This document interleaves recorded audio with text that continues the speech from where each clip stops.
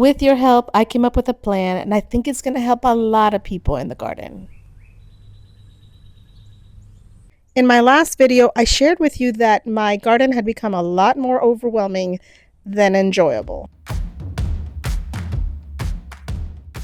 Your response was incredible, and I feel so blessed to have such great advice. Your comments inspired ideas for me, things that just clicked that are going to be game changers in the garden. But I think that before I even set foot in the garden, I need to create a really good plan.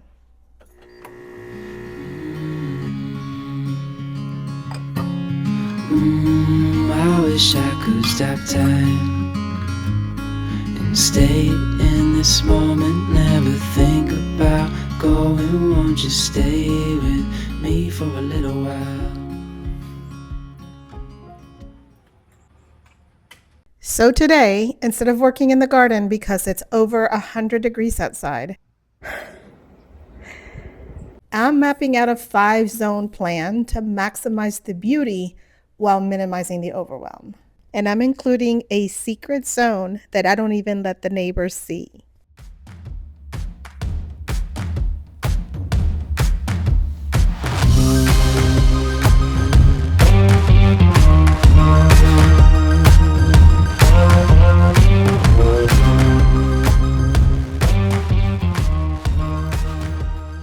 I made it easy. So this is the HOA-friendly zone, which means everything that the neighbors get to see that needs to be manicured and kept pretty tidy.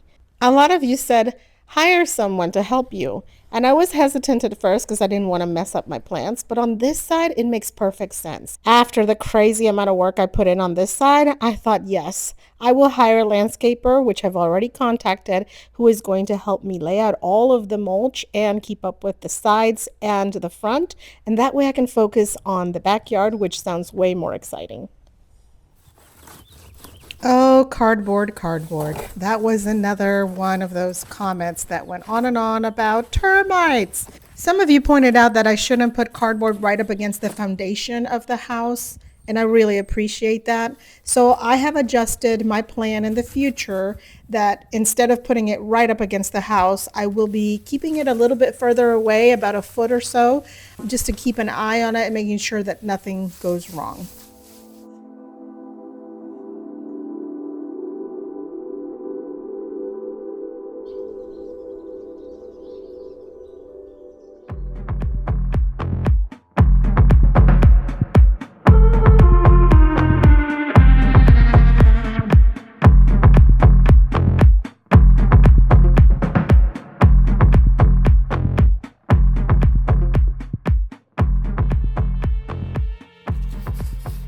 One piece of advice that kept coming up in your comments was stop fighting the leaves. And I think that you are right.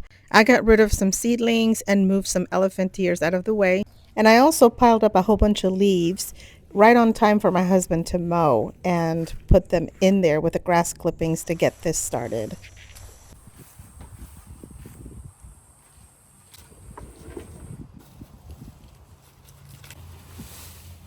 Did it shred them at all? The leaves? A little bit, not a lot. Oh. We're putting a thin layer of grass clippings at first and then letting the leaves fall. It looks better right now, but let's see how it looks in several months. The very next day, we already had leaves on the ground. So this is going to be interesting, but I'm willing to go for it. Anything to make my life easier.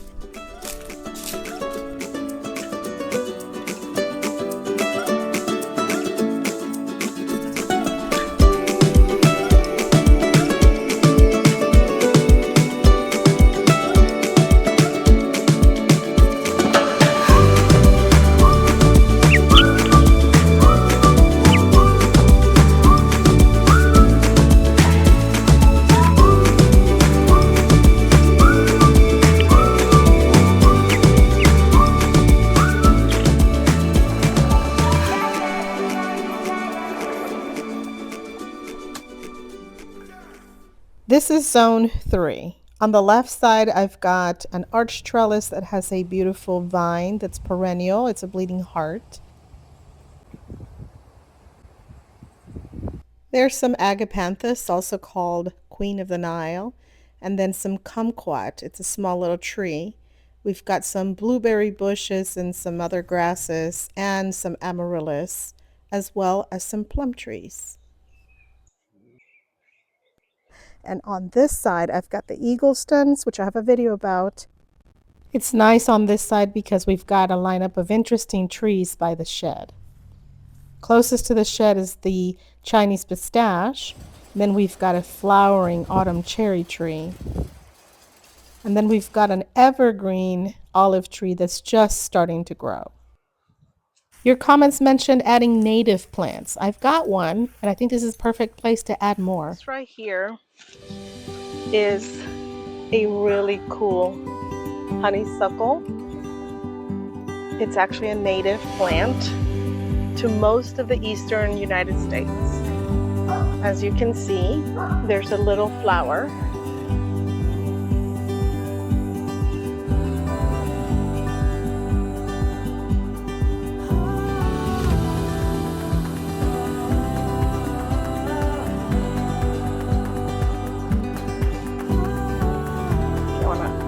To my hands, you can see the scale. It's little. Inside the little flower, there's so much nectar, and the hummingbirds are what really love this plant.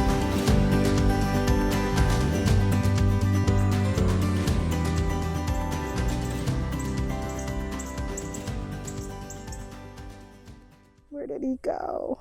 He's on the other side, on my neighbor's side. I recently added a bird bath and an AI bird feeder, which is a lot of fun when you're trying to create an area for this.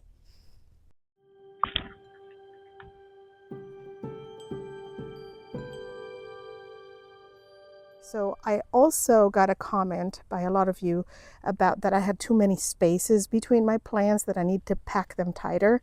So I think that's what's going to happen on these two sides. Zone 3 is going to be where I pack it in and I get the most out of this land. For reference, that's the loquat area, Zone 2, and here we are, Zone 3 on this side, and right across from it there's Zone 3. And now we're in the secret zone. This is my little secret. Well, I'm not so sure because a lot of people might see it on YouTube, but this is my private area, my area that no one has to see because you have to walk around to get to it. And I will get to do this exactly as I want, when I want. I don't have to be perfect here, and I can take my time and plant things as they come. I plan on doing a lot more than what is currently here, and I don't really need to be this structured. I do like my hot peppers.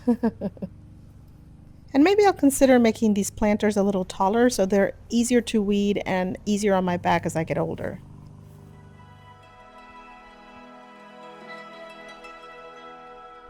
Way in the back is the natural area by the water.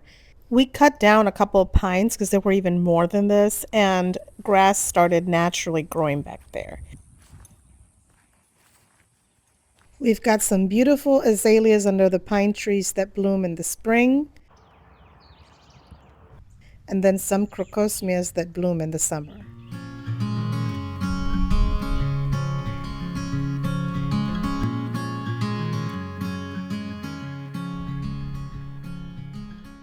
Besides mowing the grass, it's in our best interest to leave this area as natural as possible.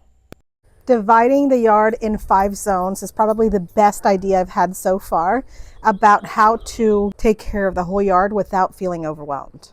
That's the plan you helped me create with your ideas. Now it's time to take action and make it happen. Well, after watching this video, which zone do you think I should work on next? Let me know in the comments.